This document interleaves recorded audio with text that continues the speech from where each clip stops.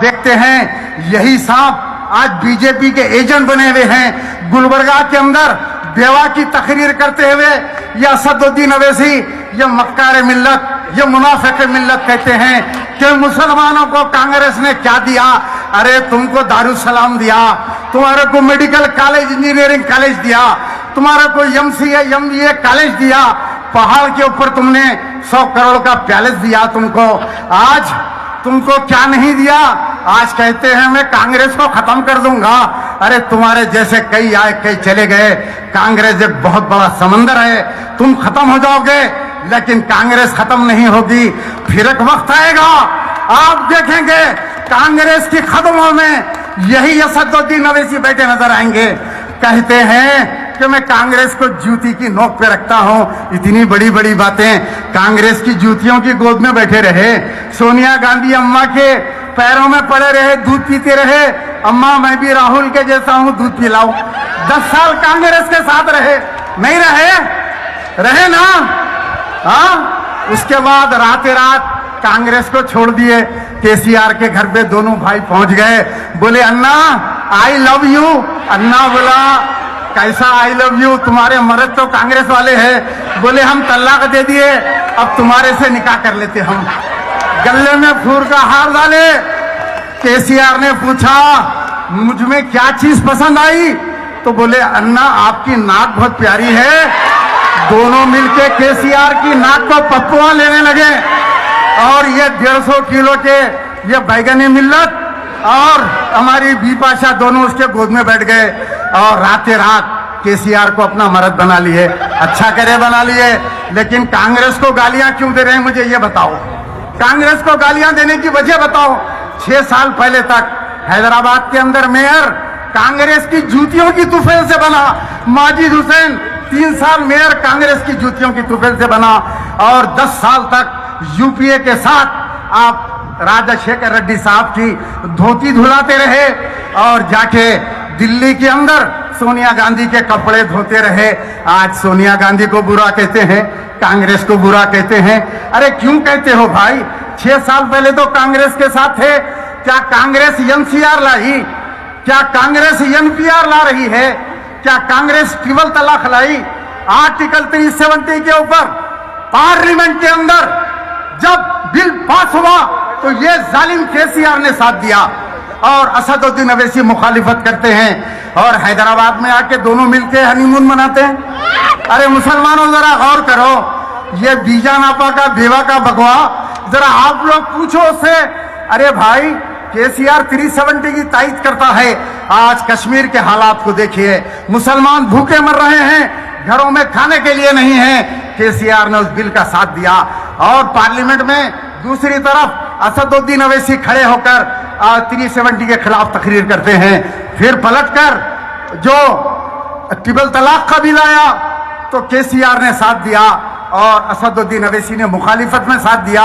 मजे की बात यह है ये दूल्हा दुल्हन तेलंगाना में आके हैदराबाद में एक दूसरे को प्यार कर रहे हैं। अरे वहां मुखालिफत में कर रहा है केसीआर, तुम्हारा दोस्त कैसा हुआ? हमारे को जरा समझाओ। बहरहाल ये मुनाफिकों से बचने की जरूरत है। अरे मुसलमानों याद रखो, मुसलमानों को नुकसान किसी अगयार से कभी नहीं पहुंचा। तारीख इस्लाम गवाह है, अगर मुसलमानों को नुकसान पहुंचा तो मुसलमानों से पहुंचा। ये वो गद्दार कायदीन हैं, मैं डंके की चोट पे कहता हूं, ये बिछे हुए हैं और ये लोग बीजेपी के एजेंट हैं। इनका काम है तेलंगाना में 7 सीट पे लौटे हैं, उत्तर प्रदेश में जाके 40 सीट पे लौटे हैं। अमित शाह के हेलीकॉप्टर में बैठ के घूमते हैं। अरे जिस दिन अमित शाह का काम निकल जाएगा ये तड़ी पार तुम्हारा हेलीकॉप्टर ऊपर ही गायब कर देगा। खाली गायबाना नमाज़े जनाजा होगी तुम्हारी। ये बीजेपी आरएसएस है, ये जब तक काम निकलेगा रखेंगे, जिस दिन काम खत्म हो जाएगा उनका हेलीकॉप्टर हवा में खत्म हो जाएगा। बहरहाल अब ये तमाम चीजों को देखकर बिपाशा को भी जोश आ गया हमारी। मेरी बिपाशा बोली मैं भी एहतजाज करूंगी, निकल के जा रही है औरंगाबाद। क्यों यहाँ हैदराबाद में शेर है ना तुम, ये शेरा नहीं आ रहे? तो बोले नहीं, जू गार्डन के गाड़ियां निकले हुए शेरों को पकड़ लेते कहते। अरे शेरा हैदराबाद में एहतजाज करो, विजयवाड़ा में जाके एहतजाज कर रहे हैं, बेंगलुरु में जाके एहतजाज कर रहे हैं, हैदराबाद को सन्नाटा कर दिए।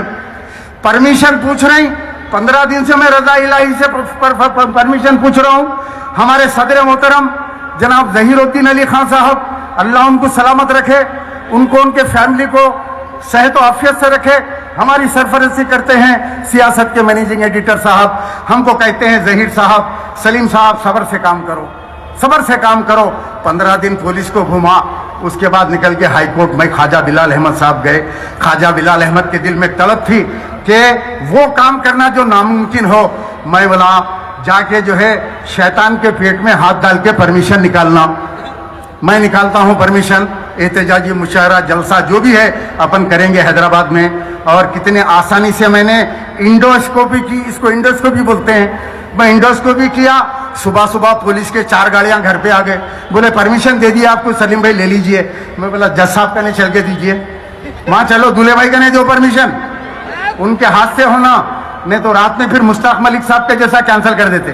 12 बजे रात को आते उनका नहीं, बेचारे भूतों के सर का 12 साढ़े 12 बजे रात को आके दे रहे हैं आपका परमिशन कैंसिल हो गया। अरे क्यों कैंसिल होता? तो ये केसीआर जो आरएसएस का एजेंट है, केसीआर का पॉइंट निकाले तो अंदर आरएसएस की चड्डी निकलती है। केसीआर और आरएसएस में कोई फर्क नहीं है, ये आरएसएस का एजेंट है केसीआर।